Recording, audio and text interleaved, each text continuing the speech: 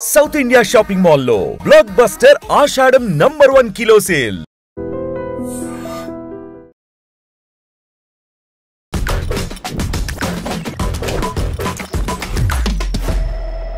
Hi hello నమస్తే welcome back to our channel. నేను మీ వైషు.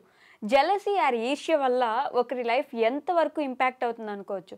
అంటే తమ్ముళ్ళు అన్న తమ్ముళ్ళ మధ్యలోనే ఆస్తుల కోసం తనకు ఒక ఎకరా ఎక్కువ ఉందంటే జెలసీ ఉంటుంది, అక్క అందంగా ఉందంటే చెల్లికి జెలసీ ఉంటుంది. వీటి వల్ల ప్రాణాలు తీసేంత జెలసీ ఉంటుందని ఈ మధ్య కాలంలో కేసులు చూస్తుంటే అర్థమవుతుంది.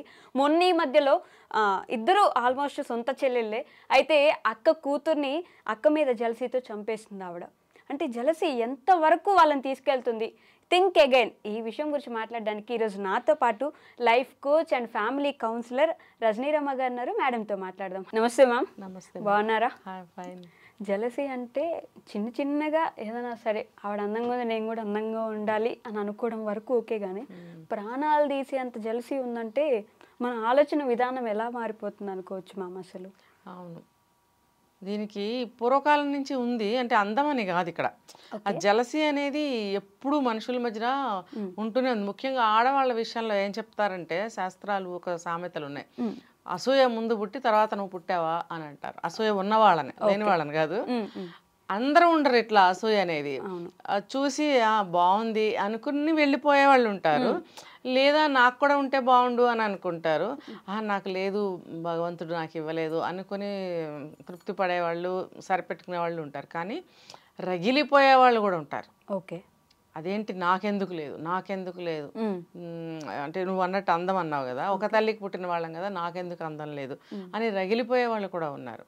ఓకే, ఇంకా ఇప్పుడు రకరకాల అనమాట ఈ అసూయలు. ఒక ఆస్తి ఉందని, లేకపోతే ఏమన్నా పొలాలని, బిల్డింగ్లని, నగలని, ఇంకా ఏదైనా ఒక జాబ్ తీసుకో, లేకపోతే ఇద్దరు జాబ్ చేస్తున్నా సరే నీది బెటర్ జాబు నా దానికన్నా, లేకపోతే నీకు ఎక్కువ శాలరీస్ వస్తున్నాయి నాకు లేవు, లేకపోతే నీకు పెర్క్స్ ఇంకా చాలా ఉన్నాయి.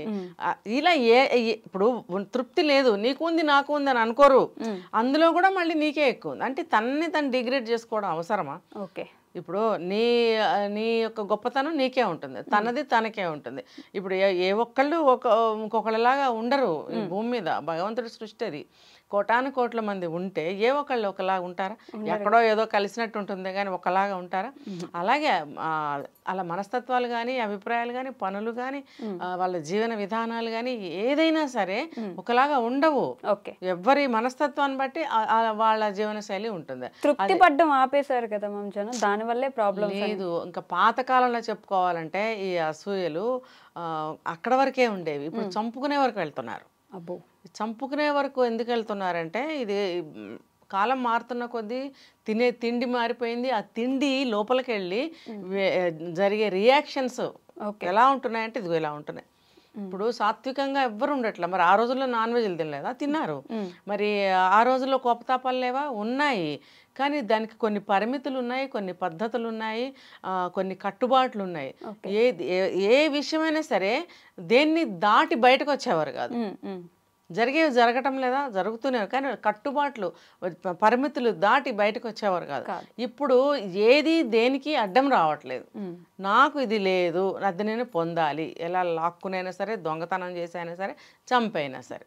అలాగే ఏ విషయం తీసుకున్నా నేను అనుకున్నది జరిగిపోవాలి, నేను ఏం చేసైనా సరే నేను అది దక్కించుకుంటాను, ఆ మెంటాలిటీలోకి వచ్చేసారు. ఈ కేసులో చూస్తే ఇప్పటిదాకా మొన్నటి వరకు ఏమనుకున్నారంటే తమ్ముడి భార్య, అంటే ఆ అన్న తమ్ముళ్ళలో తమ్ముడి భార్యతో పాటు తమ్ముడికి కూడా ముందే తెలిసి ఉంది, భాగం ఉంది అనుకున్నారు. కానీ సడన్ గా ఆయన వచ్చేసేసరికి ఇప్పుడు తమ్ముడికి లేదు అనేసి అంటున్నారు. ఏం జరిగిందో అనొచ్చు మనం ఇప్పుడు? అదే వాళ్ళకి పాపం నిజానికి ఏం తెలియదు. మనం చెప్పుకున్నాం, వాళ్ళు తండ్రితో సహా ఇద్దరు అన్నదమ్ములు ముగ్గురు ఎందుకు వెళ్లాల్సి వచ్చింది? కుటుంబ పరిస్థితుల కోసమే వెళ్ళుంటారు. లేకపోతే ఆ పెద్ద ఆయన ఇక్కడ ఉండి ఫ్యామిలీని చూసుకోవచ్చు. కానీ ఒప్పుకున్నంత వరకు కుటుంబం కోసం కష్టపడదాము, కొడుకులు వెళ్ళారు, నేను ఇక్కడ ఖాళీగా కూర్చొని ఏం చేయను, ఆడపిల్లలు ఉన్నారు, మనవరాళ్ళు ముగ్గురు, అలా ఆలోచిస్తారు కదా పెద్దవాళ్ళు. ఆయన కూడా అలా ఆలోచించి పిల్లలతో పాటు వెళ్ళి ఉంటాడు. వెళ్ళినప్పుడు వీళ్ళకి అసలు బాధ్యత రహితంగా ఇక్కడ ఉన్నారు. లేకపోతే మరి ఈ అమ్మాయి 20 లక్షలు అప్పు ఎందుకు చేయాల్సి వచ్చింది? మరి నాకు ఇది ఇక్కడ అర్థం కాలేదు. భర్తకు తెలియకుండా 20 lakhs ఎందుకు ఆమె అప్పు చేయవలసి వచ్చింది? అంటే తెలియకుండా చేసిందా? తెలియకుండా చేస్తే కూడా అతను మనీ పంపిస్తేనే కదా ఈమె ఇక్కడ ఏదైనా ఖర్చు పెట్టినా అప్పు చేసినా ఏం చేసినా అతనికి తెలియాలి. నేను ఇంత డబ్బు పంపిస్తున్నాను, నా భార్య ఏం చేస్తుంది అనేది అతనికి తెలియాలి. అంత డబ్బు పంపించినా కూడా అంటే అక్కడి నుంచి ఫ్యామిలీకి సరిపడా డబ్బు పంపిస్తారు. భార్యకి ఎప్పుడైనా చీరలని ఫంక్షన్లని ఉంటాయి, దానికి కూడా ముద్దు ముచ్చట్లు కూడా పంపిస్తారు.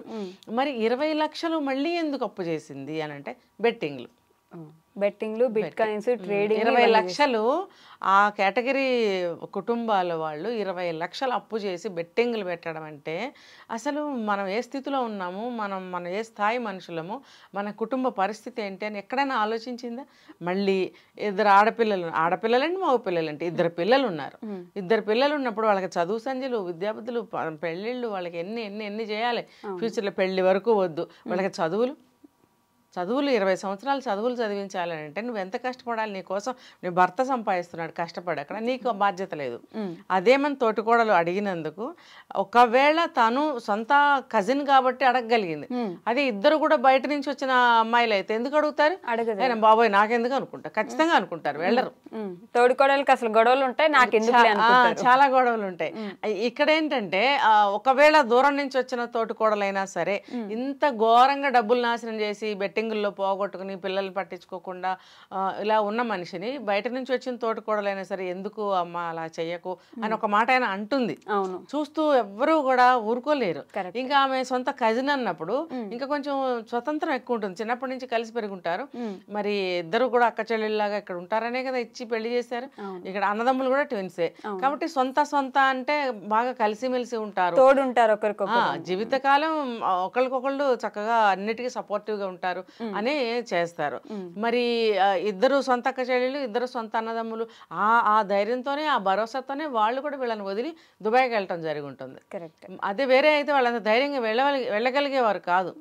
ఇప్పుడు తల్లి కూడా మా చుట్టాల పిల్లలే కదా అని ఆమె కూడా మంచిగా ఫ్రీగా వదిలిపెట్టే ఉంటుంది. బయట వాళ్ళతో కొంచెం వస్తాయి కానీ తేడాలు, సొంత మేనగోడళ్ళు అని అంటే వాళ్ళకేమి అనిపించదు. సో ఆ రకంగా మరి చక్కగా కలిసిమెలిసి ఉంటున్న కుటుంబంలో ఎవ్వరూ కూడా ఈ రోజుల్లో చిన్న మాట అంటే పడటం లేదు. నువ్వు అందుకనే కదా ఈ రోజుల్లో చూసి తలుపులు ఎందుకు వేసుకుంటున్నారు? వాడి మునగని చావని ఎదురుగుండా ఊరి పెట్టుకుంటున్నా సరే తలుపులు వేసుకుంటున్నారు భయం. ఎందుకంటే నీ వల్లే అనేస్తారు. ఏమనైతే నీ వల్లే, లేకపోతే నీకేం హక్కు ఉంది, అసలు నువ్వెవరివి, నీకెందుకు, నాకు లేని బాధ నీకెందుకు, ఇలాంటి మాటలు మాట్లాడుతున్నారు. ఇవన్నీ అవతల వాళ్ళు బాధపడి నిజమే నాకెందుకు, చూస్తూ ఊరుకోలేకపోయాను అని అన్నారనుకో, ఊరుకోకపోతే ఊరు పెట్టుకో, చూస్తూ ఊరుకోలేకపోవడానికి నీకెందుకు, మా పిల్లల గురించి క్షేమం నాకు తెలీదా, మా పిల్లల్ని ఎలా చూసుకోవాలో నాకు తెలీదా, నువ్వు చెప్పాలా, పెద్ద చెప్పొచ్చావు, మేము అరుచుకుంటాం, కొట్టుకుంటాం, ఏమైనా నీకు అనవసరం. ఇప్పుడు అక్కడ తెలిసి తెలియక పిల్లలతోనైనా సరే చిన్న ప్రాబ్లం వచ్చినప్పుడు ఎవరైనా చెప్తారనుకో, అది నీకెందుకు నాకు తెలియదా, నా పిల్లల్ని నేను ఏమైనా చేసుకుంటా అంటే ఆ ధోరణి ఎలా ఉందో చెప్తున్నా నేను. ఇలా ఏదైనా సరే చూస్తే తప్పు, ముట్టుకుంటే తప్పు, అంటుకుంటే తప్పు, చెప్తే తప్పు, అనవసరం. మళ్ళీ ఏదైనా కష్టం వచ్చినప్పుడు అందరూ కావాలి అంటే నీ చేతగాని సమయంలో నీకు అందరూ కావాలి. మరి ఆ ఆలోచన విధానం ఎంత రాంగో చూడు. ఇక్కడ కూడా ఈ అసూయతోనే మరి ఈ అక్కగారు ఏవైతే అన్నదో అన్నమాట వాస్తవమే. అన్నప్పుడు తప్పేముంది, నువ్వు ఇంత ఆస్తి నాశనం చేస్తున్నావు, నీ భర్త ఇక్కడ లేడు, ఇంకా నేనన్నా నీకు ఒక మాట చెప్పాలి కదా అన్న ధోరణిలో చెప్పింది. ఆమె మీదే కక్ష పెట్టుకుని ఆమె పిల్లని చంపడం అంటే ఆలోచించిందా ఒక్క నిమిషం? మళ్ళీ ఒకసారి ఆలోచించాలి కదా. ఇప్పుడదే చెప్తారు, ఒకసారి ఆలోచించు అంటారు. అది ఎక్కడ ఆలోచిస్తున్నారు? అబ్బే ఒక నిమిషం ఒక ప్రాణం తీయడానికి ఆలోచించలేకపోయింది. ప్రాణం తీయటం గురించి ఆలోచించలేదు. తర్వాత నా లైఫ్ ఏంటి, నా పిల్లల లైఫ్ ఏంటి, నా భర్త లైఫ్ ఏంటి అంటే ఫ్యామిలీ మొత్తం ఎంత విచ్ఛిన్నం అయిపోయింది ఒక్కసారిగా. ఆ కుటుంబ సభ్యులు అందరూ కూడా ఏమైనా వెలేస్తారుగా. ఇప్పుడు ఆ 2 పిల్లల పరిస్థితి ఏంటి? మళ్ళీ ఈ తోటి కోడలే పెంచాలా? ఇప్పుడు 2 పిల్లల్ని ఈ రోజు పెంచలేక చచ్చిపోతారు. ఈ రోజుల్లో 4 పిల్లల్ని ఆమె ఎలా పెంచుతుంది? మరి ఆ అబ్బాయి మనస్తత్వం ఏంటో మనకు తెలియదు. అయ్యో నా భార్య ఇలా అయిందా అలా అయిందా అని మరి ఎదురు చూస్తాడా, లేకపోతే కోపంతో ఆయన మళ్ళీ ఏమన్నా ఇంకొక దారి చూసుకుంటాడా? కాళ్ళు పట్టుకున్నాడంట. కాళ్ళు పట్టుకుంటే ఏమవుతుంది చెప్పు? పోయిన బిడ్డ తిరిగి వస్తుందా? రాదు కదా. ఇంకా వాళ్ళ పిల్లలు ఇక్కడ ఉంటే ఈ అమ్మాయిల కసిరేగే అవకాశాలు ఉన్నాయి. అదే వయసున్న నా పిల్లని చంపేసింది, దాని పిల్లలు చక్కగా ఇక్కడ ఉన్నారు, నేను పెంచాలా? ఇది ఎట్టి పరిస్థితుల్లో అమ్మాయి చేయదు, నేను పెంచను, నాకు సంబంధం లేదు. అసలు ఫస్ట్ వాళ్ళు వేర్పడిపోతారు కూడా, ఇప్పుడే ఇంకా సెపరేట్ అయిపోతారు. అసలు సొంత ఒక్క తల్లి కడుపున పుట్టిన వాళ్ళ మధ్యన అసూయ రగిలిపోతున్నారు. అక్క చెల్లెళ్ళ పిల్లలు అన్నప్పుడు ఏముంది వాళ్ళకి, అంత ఈజీగా తెంచుకోగలుగుతారు. నా కూతురు చంపేసి నేను కూడా చంపేస్తా, లేకపోతే నేను దూరం. అంతే. ఇప్పుడు నేనెందుకు పెంచాలి ఆ పిల్లల్ని అని అంటుంది. అంటే ఒక బంధాన్ని, ఒక సఖ్యతని కోల్పోయింది కదా. అదే ఈ అమ్మాయి ఏదైనా వేరే కష్టంలో ఉంటే తనకి కష్టమైనా సరే ఆ పిల్లల్ని ఈవిడ పెంచేది. అవును, నువ్వు చేసిన పని మామూలు పని కాదు, అది దాన్ని ఒక పేరు ఏం పెట్టాలి, కడుపు సోకం మిగిల్చావు కదా. కడుపు సోకం మిగిల్చి ఒక దారుణమైనటువంటి ఒక హత్య చేసావు. ఏదో ఆ పిల్ల కాలు జారి పడిన ఒక తోసేసిందా, లేకపోతే 2 దెబ్బలు కొట్టిందా, అలాంటివి జరగలేదు ఇక్కడ. పసిబిడ్డ ప్రాణాన్ని తీసి కట్టర్తోటి ఏంటది ఏది ఉంటే దాంతో చేసేస్తావా? చంటి పిల్ల ఏముంది, చిన్న పాప అప్పచుక్కుమంటుంది అంతే. అదే మనిషైనా మృగమా? ఆ మనస్తత్వం ఎంత క్రిమినల్ మైండో చూడు. అంటే ఇప్పుడు ఎవరైనా ఇప్పుడు మామూలుగా చూస్తాం, ఒక సెల్ ఫోన్ వాడేటప్పుడు మొబైల్ ఏంటి ఎప్పుడు అందులోనే ఉంటావు, పిలిస్తే పలకవంటే కూడా మొబైల్ చూసే వాళ్ళకి ఎంత కోపం వస్తుందో తెలుసా? మామూలుగా రాదు, అమ్మో, ఒక సైకోలాగా అయిపోతారు వాళ్ళు.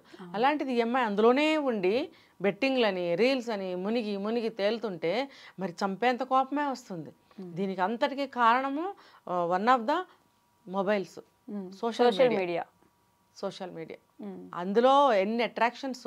ఇప్పటికీ కూడా నీ అంత పిల్లలు, నీ అంత అమ్మాయిలు అబ్బాయిలు ఆ ప్రమోషన్కి మాట్లాడుతున్నారు అందులో బెట్టింగ్స్.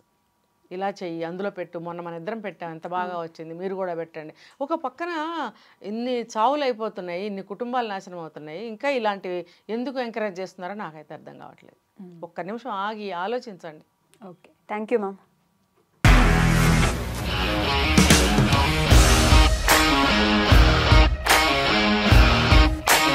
ఇండస్ట్రీలో కమిట్మెంట్ ఇష్యూస్ వస్తే నీకు కూడా వచ్చినట్టు? మార్నింగ్ తీసుకెళ్ళాలంటే కొట్టి పడేసాడు.